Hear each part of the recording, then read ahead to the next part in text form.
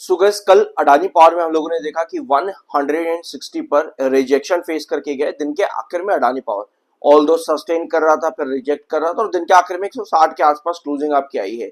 160 पर exactly closing नहीं आई है। मतलब सस्टेन करने के लिए क्या चाहिए होती है आपको?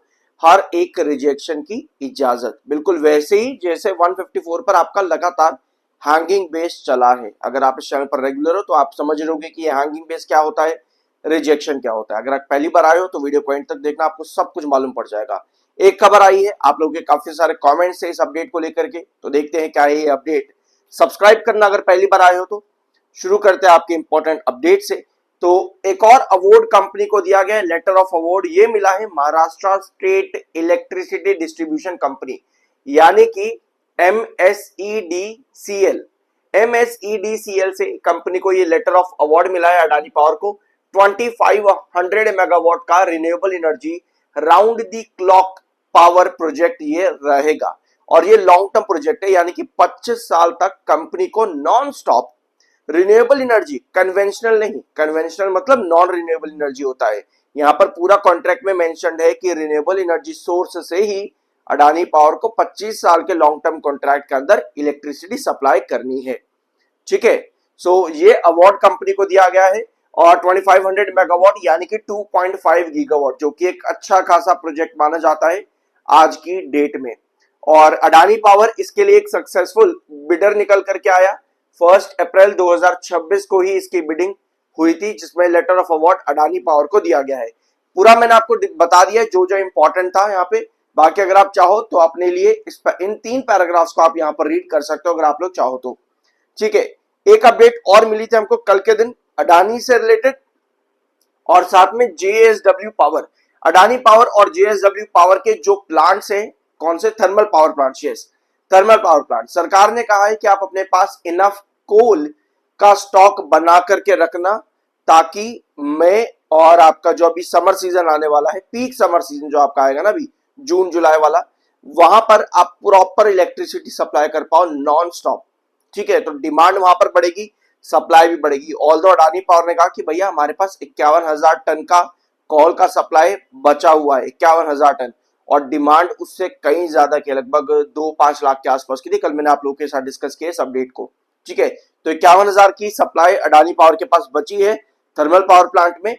इसके बारे में कल के दिन कंपनी ने बताया। तो अगर डिमांड ज्यादा है और सप्लाई आप कह सकते हो कम है, तो ऐसे में प्राइस हाइक की भी एक सिचुएशन क्रिएट हो सकती है अडानी पावर के लिए। तो डेफिनेटली इसका फायदा शायद देखने को मिले, जिस तरह अडानी टोटल गैस में देखने को मिला था। कल मैंने पूरा कंपैरिजन करके आप लोगों को बताया इस बारे में।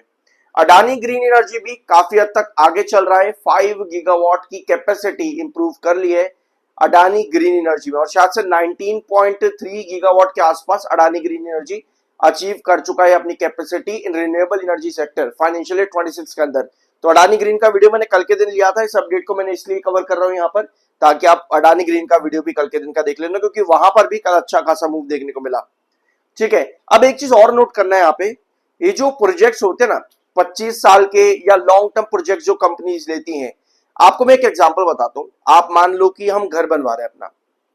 ठीक है, हमने एक कॉन्ट्रैक्टर को घर बनाने के लिए बोल दिया कि भाई हमारा घर बना करके दे देना। वो कहते हैं 1 साल के अंदर बन जाएगा। अब ऐसा नहीं होता कि आप 1 साल, मतलब कि जैसे आपने कॉन्ट्रैक्ट दिया उसको, आप उसको पहले ही पूरा पैसा दे देते कि भाई ये ले पूरा पैसा बना करके दे दे 1 साल के अंदर। ऐसा नहीं करते ना हम लोग धीरे धीरे करके पैसा देते हैं। पहले हम सीमेंट का पैसा देंगे, फिर हम जा करके शायद पेंट का, प्लम्बर का, इलेक्ट्रिसिटी का, ऐसे ही धीरे धीरे करके हम उसको पैसा देते हैं कि भैया चलो इतना टाइम हो गया, इतना बन गया, अब चलो इतना पैसा ले लो, अब इतना पैसा ले लो, अब इतना पैसा ले लो।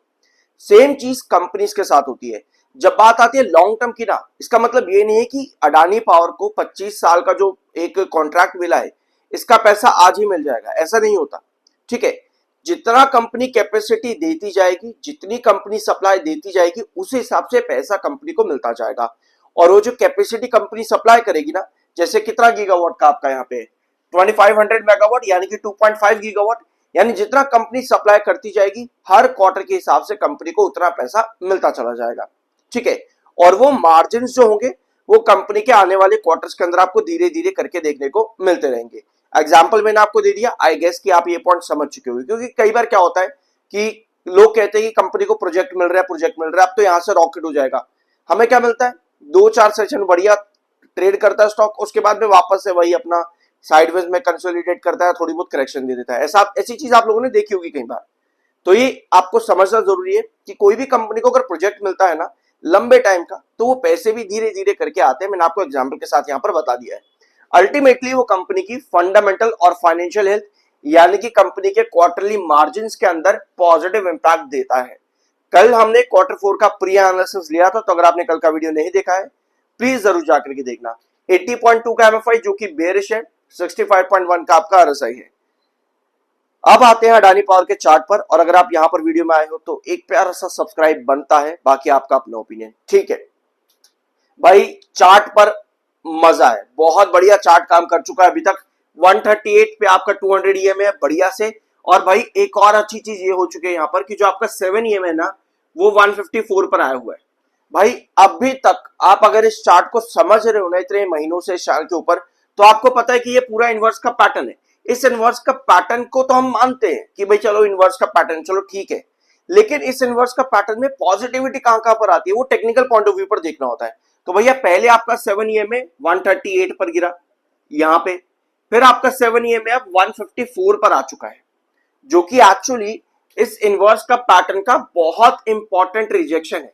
ऑल्दो अब अडानी पावर ने हैंगिंग बेस बनाते हुए लास्ट सेशन में 160 के पास क्लोजिंग दे दी है। 160 एग्जैक्टली क्लोज नहीं हुआ है, बट उसके काफी करीब जाकर क्लोज हुआ है 159.97। अब हमें पता है क्या देखना है, एक बार यहां पर आओ। यह है 15 मिनट टाइम फ्रेम का चार्ट अडानी पावर का। भैया 15 मिनट लास्ट के 4 कैंडल लगभग 4 कैंडल लास्ट के, मतलब कि 1 घंटा हो गया, 15 1 घंटा हो गया। ठीक है, लगभग लास्ट के 1 घंटे के अंदर अंदर अडानी पावर 160 पर ही हैंगिंग बेस बनाता देखने को मिला। बिल्कुल उसी तरह से जिस तरह अडानी पावर लगातार 154 पर हैंगिंग बेस क्रिएट कर रहा था, बिल्कुल उसी तरह से। ऑल्दो ये लगभग 3-4 सेशन, काफी लंबा टाइम चला, 3-4 सेशन भी नहीं, बल्कि ये डेली टाइम फ्रेम का चार्ट है। 1 2 3 4 5 6 7 8 9 10 सेशन लगभग आप यहां पर लगा लो। लगभग 10 सेशन 154 पर अडानी पावर ने हैंगिंग बेस लिया। अब एक सेशन पहला आपके पास में 15 मिनट टाइम फ्रेम पर 4 कैंडल बनती है, जो कि 160 पर हैंगिंग बेस लेती है। अब देखना क्या होता है, यहां पर एक बार आओ। मान लो आप एक ट्रेडर हो और आपको एक पर्टिकुलर रिजेक्शन पर ना स्टॉक बार बार काम करता देखने को मिल रहा है। आप देख रहे हो भैया वहां पर जाता है, नीचे की तरफ गिर जाता है। ठीक है, आपको वहां पर क्या चाहिए होता है कि उस, मतलब मान लो कि आपने 154 पर ट्रेड ले रखा है। ठीक है, आपकी बाइंग 154 पर है। अब आप देख रहे हो 160 पर जाकर के ना वो रिजेक्शन फेस कर रहा है, तो यहां से कहीं नीचे गिरेगा या फिर ऊपर जाएगा। आप अपने टाइम फ्रेम को बदलते हो, आप 5 मिनट करते हो, 15 मिनट करते हो, आप 30 मिनट करते हो।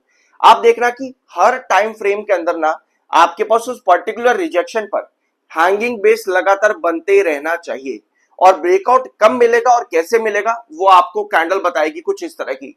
या तो वो अचानक से 5 मिनट 15 मिनट 30 मिनट पे एक सस्टेनेबल कैंडल ड्रॉ कर देगा, दैट मींस कि वो 160 को ब्रेक करना चाहता है।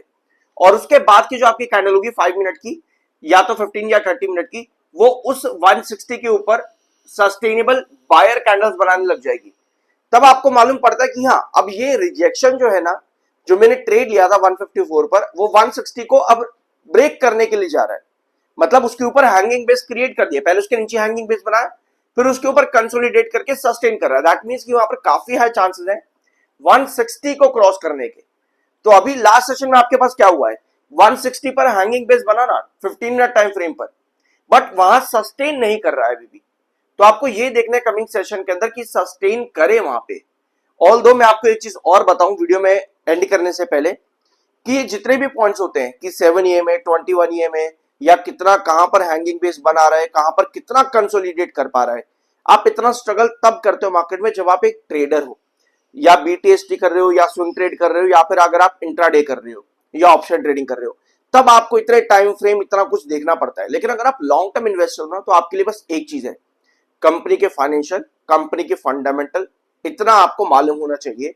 और चार्ट पैटर्न कि लॉन्ग टर्म में क्या चार्ट ड्रॉ कर रहा है स्टॉक, जैसे कि इनवर्स का पैटर्न है, तो ये एक लॉन्ग टर्म में 170 का रिजेक्शन देकर के जाता है 174 पे, आपको ये सब मालूम होना चाहिए।